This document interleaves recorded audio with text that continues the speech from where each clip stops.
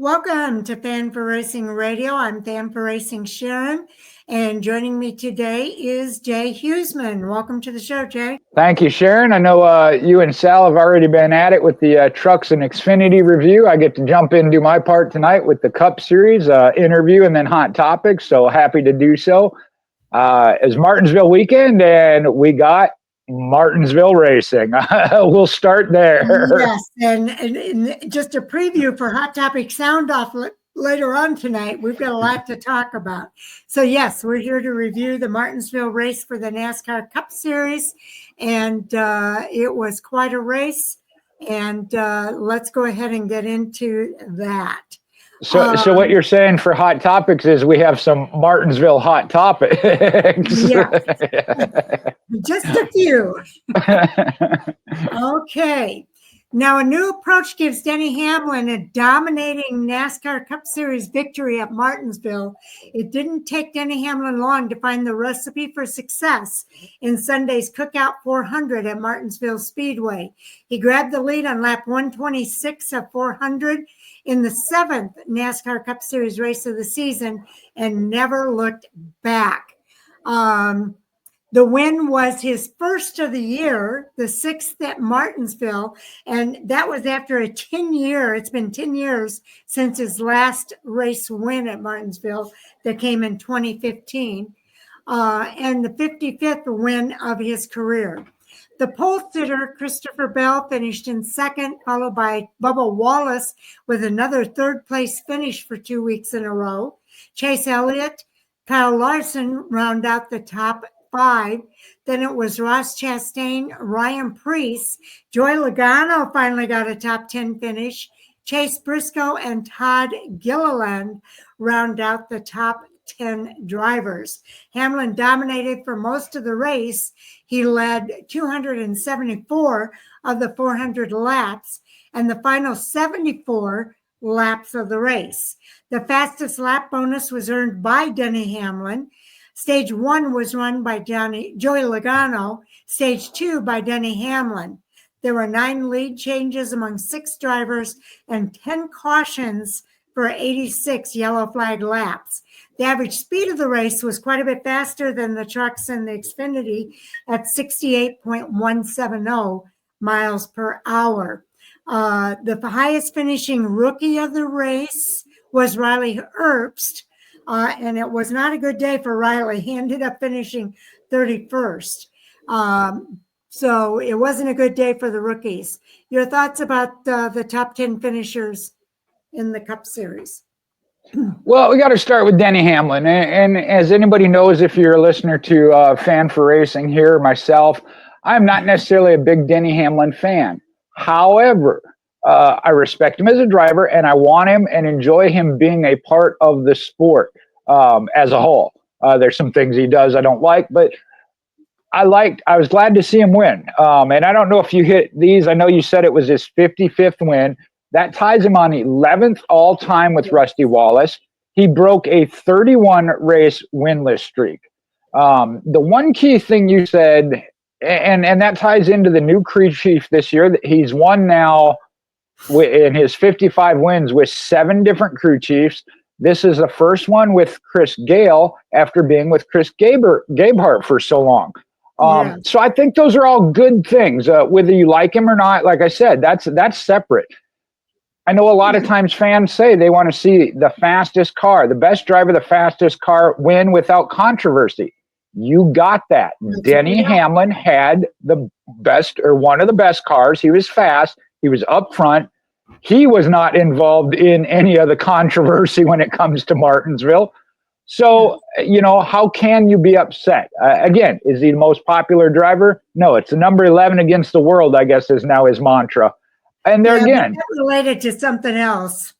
Well, but even so, of playing into that bad guy role, I did hear, again, the fans are back to cheering him. I know when he had his issue with Chase Elliott, he got severely booed, even at his home tracks.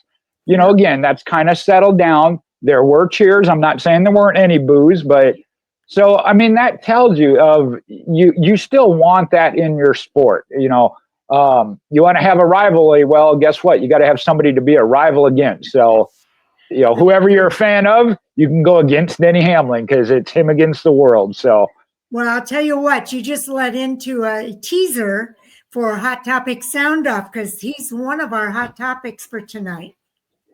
Well, and yeah, right. I am kind of curious. He made the reference of they tried a different approach. We've talked about this before and specifically Chase Elliott a little bit at Martinsville, but on road courses. The next gen car just took that away from these drivers. You mentioned 10 years since Denny had won at Martinsville, where he used to be almost a penned-in name prior to the start of the race. So, again, I like to see that from the competition side, that these drivers that may have been trying to figure out the next gen car doing so, because that just raises the bar for competition, and I am all about that.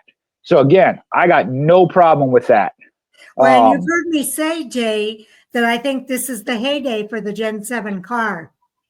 I'd have to agree. I think we're really hitting into that prime spot. So as all teams, I know it started with the focus on the lower tier teams and bringing the field closer. But as we said, we know the top teams, if they're struggling or whatever, they're going to find a way to stretch that back out.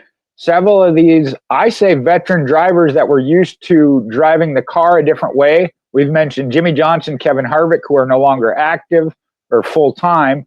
But even Kyle Busch and Chase Elliott say that they're having a tough time figuring out how they need to adjust to the car because they can't change the car. So I like that. And I think throughout the rest of the top 10 in the field, there's some good storylines with that.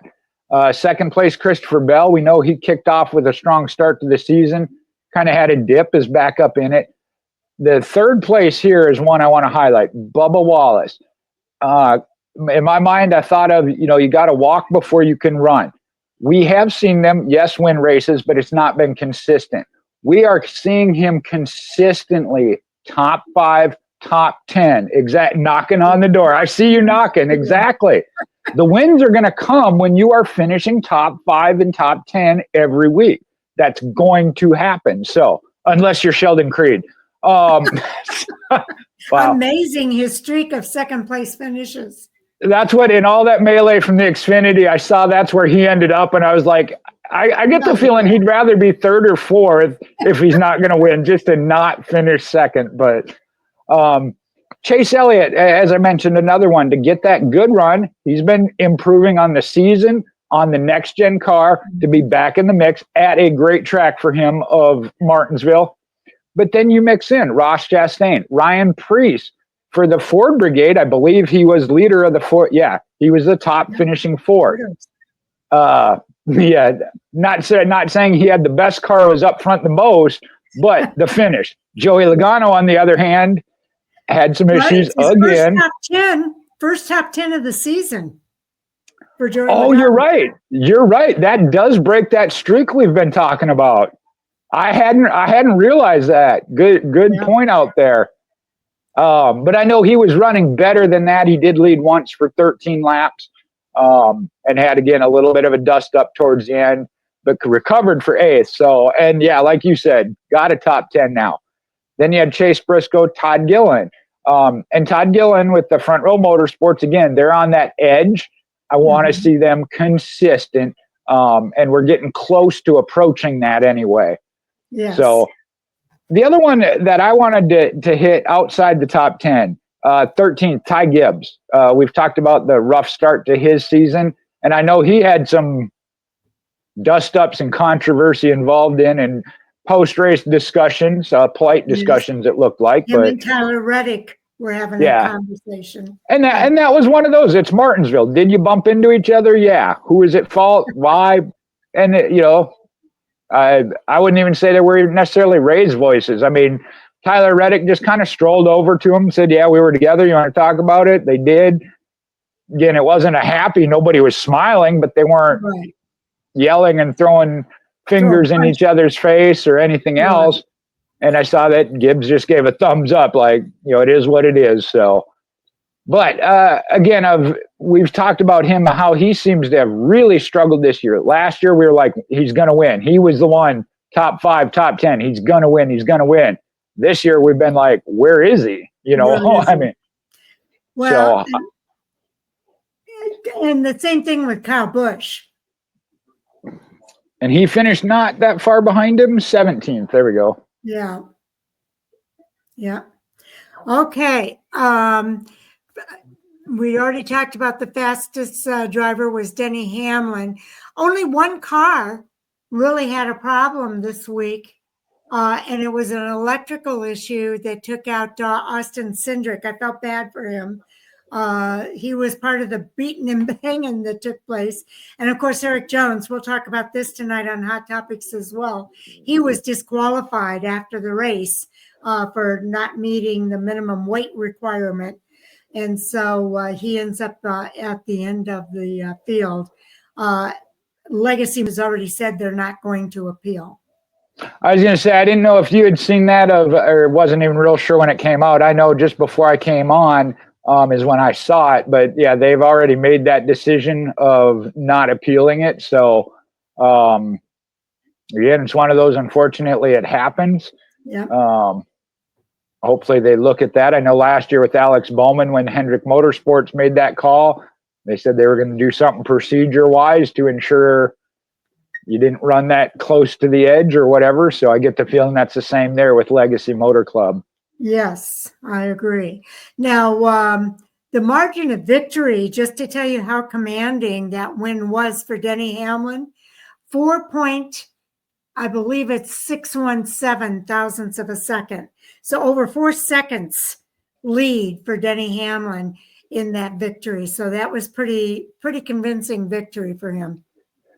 This is one, it depends on how you want to take it. I've always heard, you can use statistics and persuade somebody one way or the other just by twisting the statistics. Yeah. He led 274 laps.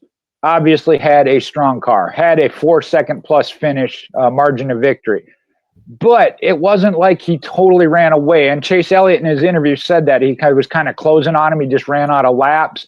Never did I feel like, hey, unless that motor blows up, Denny Hamlin's going to win, because there was racing right there behind him. It's Martinsville. Obviously, again, lap traffic, melees in front of him, things can happen. But yeah, he definitely had probably the strongest car and best run, and won the race with it. So, but like I said, if you watch the race, and I love, they went with the softer tire. It was only one tire for everybody for the whole race. And there were some pitch strategies during the middle of the race. We saw some drivers swap strategies to get that track position and try and make it work. Some it did, some it didn't. I like that whole aspect to it.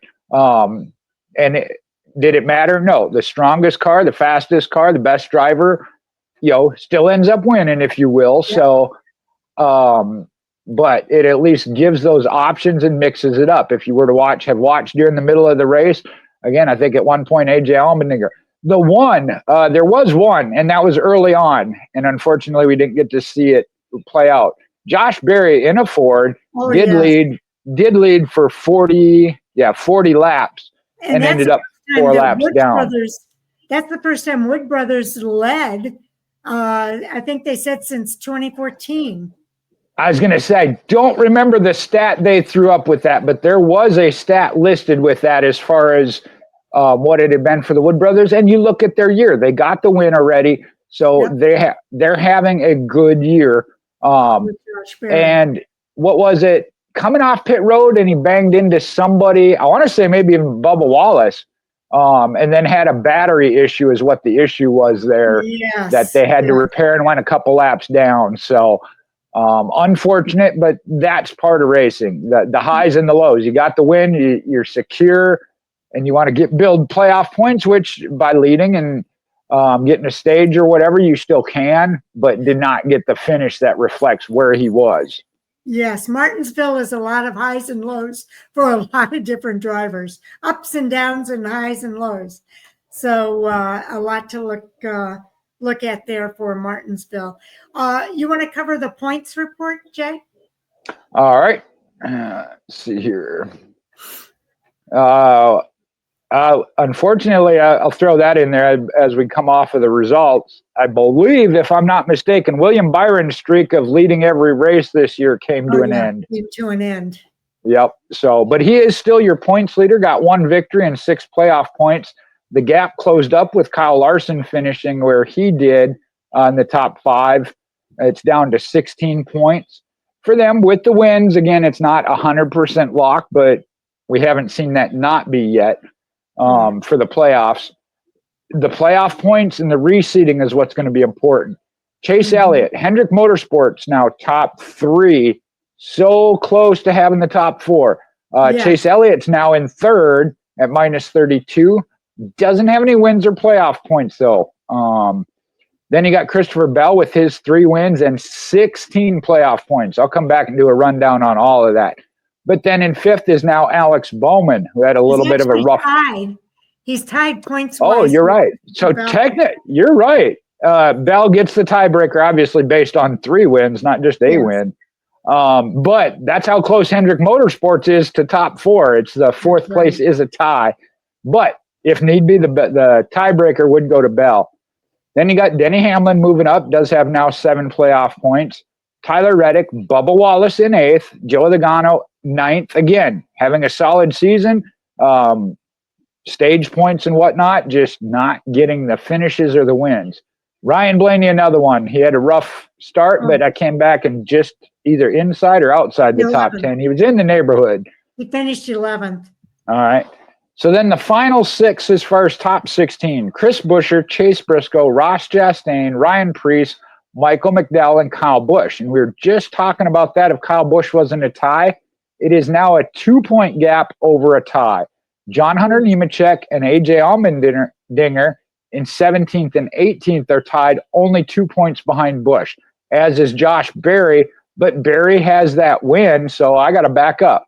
Yes. I did not notice that. Berry has dropped out of the top 16, so technically Kyle Busch is still on the outside looking in, 9 points behind Michael McDowell for that spot. Yeah, man, RCR. Oof. Anyway. There's some tight battles in this one because you've got Briscoe and Ross Chastain are actually tied at that 12th place spot. Then you've got John Hunter Nemechek and A.J. Allmendinger are tied below the cut line. So a few ties in there. I know we're going to get into that later in Hot Topics, too, of the 1 point. We're talking about it most of the time here now in that fastest lap. But based off some discussion of Pete Pistone and Mike Bagley, what was going on in the back of the field, if 1 point matters, doesn't matter where you get that 1 point. So we'll tie that into Hot Topics later. That's intriguing. Okay, so that's going to be a good one. It's been exciting. It's been a good season. I really think, and as I mentioned it earlier, I'll say it again, I really think this Gen 7 car is in its heyday. I think the drivers are starting to get it figured out. Denny Hamlin winning after 10 years at Martinsville is an example of that. And he said he took a different approach. His crew chief suggested that they take a new approach and looking at it from that new perspective. And I think it was a Christopher Bell that said he kind of did the same thing when he got his win. They took a different approach, a different way of looking at it. There's been a couple of teams that have said something about that. And like I said, I know Kyle Busch and Chase Elliott, as far as just the veteran drivers that were struggling with this car, trying to find that. And that's why I said, I wish Denny Hamlin would have shared that, but as I'm sure Kyle Busch and Chase Elliott would. But as I mentioned, Chase Elliott and the Hendrick Motorsports seem to have found it and how they are as a team and an organization. And there again, if you got one teammate or two, William Byron and Kyle Larson have it, at least you have that to lean on. Talk about Denny Hamlin, the crew chief change. And I meant to mention that with Bubba Wallace as well. Yes. I know we talked about the fact that Booty Barker got pulled out, but obviously somebody smarter than us, Sharon, knew what they were doing because it's working. Same with Denny Hamlin and Chris Gabehart and Chris Gale. Yes. We thought, wow, why would you break up that pairing? It's working. And with Chris Gale in the role, Chris Gabehart in the role he's in now, does that infect the entire organization? Christopher Bale has 3 wins already this year, so who's to say? Who's to say? And I think it was actually Daryl Bubba Wallace who said that he was looking at it with a different lens this year. You're right. He is one that said for several reasons of, being a new parent, having the new crew chief. You're right. He did have that in his interview as well. Yeah. So we're seeing drivers kind of come at this with a different perspective, and that it seems to be working for those drivers that are doing that. So kudos to them for sure. Anything else that you want to point out here, Jay? Well, the one thing that what I see is looking to the rest of the season. We talked about some of these teams that are getting it. I hate to do it this way, but you got to look at the ones that aren't. And Sharon, unfortunately, the one at the very bottom is Cole Custer. Yes, he knew it was going to be a rough year this year. Right, and I understand that. They downsized. They were used to having 4 teams. And this is one I struggle with because I do feel he deserves to be at the Cup. We saw it. He went back to the Xfinity. He won a championship, was a top championship contender every year. So, yes, I feel he deserves that shot. Why it's not working? Again, I wish I had the answer because I would call him up and share it for free, because I want to see it.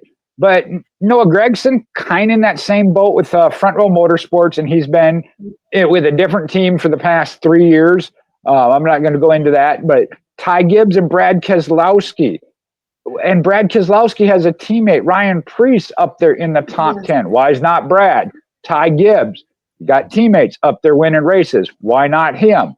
So that what I look forward to is the rest of the season. Can these guys figure out what their teammates got and start climbing back up and getting in the mix? Because that'll get real interesting then. It will be. It definitely will be. And I do think in the second half of the season, we will see some drivers moving in the right direction. Now, I will tell you, Sal and I had a conversation with regard to Cole Custer. And Cole Custer, I guess, he knew coming into the season that the first half of the season was going to be a struggle. He struggled with the next gen car when he was in Cup before. He went to Xfinity Series. Those cars are more suited to his style, and he was able to excel there. But now he's coming back to that next gen car again that presents a little bit of a challenge, and he's having to make that adjustment. So we'll see what happens in the second half of the season. Hopefully, there'll be some key learning there because overall, I think there's been some really good performances from the Haas factory team in the Xfinity Series. So Colt Custer is kind of on his own, though, in the Cup Series. So he's got alliances he can lean on, but he doesn't have that teammate at Haas factory. So, if I can jump in with that, it is an interesting thing. Because I think back of Stewart Haas Racing as a whole, even as Kevin Harvick left, that organization had not fully figured it out. Yes. Kevin Harvick struggled, again, as the veteran driver. But even Josh Berry, who we've now seen winning in the next-gen car, wasn't at that same level under Stewart Haas Racing. And the 4-car team gets lined up with the Wood Brothers, the alliance with Penske. You mentioned, though, that the difference, Haas Factory and the Xfinity Series. Look at Richard Childress Racing, and they just got their 100th win. They have been extremely strong for several years in the Xfinity, but not on the Cup side with Austin Dillon and Kyle Busch. Yes. So there is something to be said there as far as it. They can as an organization, but they just haven't quite figured out the next-gen car and how to work with that. And there again, I have full confidence they will, honestly. I do too. And I think it's going to happen in the second half of the season. So that's what I'm waiting for. And we certainly have seen it from Stretch. I know he's still not winning, and we talked about he's actually technically outside the playoffs, but I think we have seen better runs from Kyle Busch, just better quality runs, not as far out to lunch or whatever on a weekly basis. Again, a little bit of bad luck, things just not fall right. but outright speed, unloading off the truck and having more outright speed when they get to the track. So again, that's where you got to start. Absolutely. Absolutely. And I think it's coming. I do think it's coming. So we do have some other things coming up soon here. Jay and I are just completing the NASCAR Cup Series review for Martinsville. Sal and I already did the Xfinity and the Truck Series review from Martinsville. And so those are completed for the most part. I'll have to do some editing and get those out later tonight.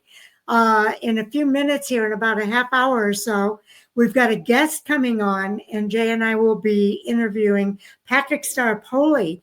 It's really cool because he raced in the ARCA Menard Series out at Phoenix. He's racing this weekend. He raced in the Truck Series, had a 20th place finish. Then he went, and that was with Cook Racing Technologies, went over to the Xfinity Series on Saturday, raced there with Sam Hunt Racing, and came home with a 16th place finish, which I thought was really good for his Xfinity Series debut. And so he's going to be on the show here tonight. We're going to talk about all of that. And then he's got some more races coming up with Venturini Motorsports in the ARCA Menard Series. And we're going to do a getting to know you, Patrick Starpoli episode interview, because he's a second generation driver. His dad was actually a race car driver as well. So we'll talk to him a little bit about that so that you kind of get to know Patrick Starpoli a little bit more. Yeah, and I know we discussed some of the questions. We're looking forward to talking to him. I know we've been looking forward to talking to him for a couple of weeks, and finally we're able to everybody match up. So I am looking forward to that here coming up in about 25 minutes, as you said. So, and then again, we got hot topics coming tonight. Yes, and then hot topics at 9 o'clock tonight. And Chris Crichton will be joining us for the Hot Topic Sound Off. We've been teasing throughout the Truck Series, the Xfinity Series, and now the Cup Series, that Hot Topic Sound Off episode. It'll be episode 2506, our 6th episode of this season. And I'm definitely looking forward to the conversation with Jay Huseman and Chris Crichton as we discuss all those hot topics. We've got several on our list tonight. Well, and as always, with everything you're involved in, you always learn a little something no matter what. I really thought it was you were tracking complete total episodes. That was 2,506. I now know that was just our 6th episode of 2025. I did not know that was how that was numbered. So I learned something. Yeah, that's how I'm numbering those. So next season would be the 26th season for the year, and then episode 1, 2, and so forth. I see what you did. I see what you did there. That was pretty tricky, and it got me because I just assumed it was. You've been doing it for a long time, so I was like 2,500. Didn't seem out of the realm. So I just thought that's what it was. Okay, no, it's the year 2025, and our 6th episode this season. So, and we'll continue to number them upward as we continue throughout the season. So Jay, thank you so much for being here, and Sal for his contributions in the 2 previous reviews. We enjoy doing this. We hope you enjoy listening and watching as much as we enjoy doing it.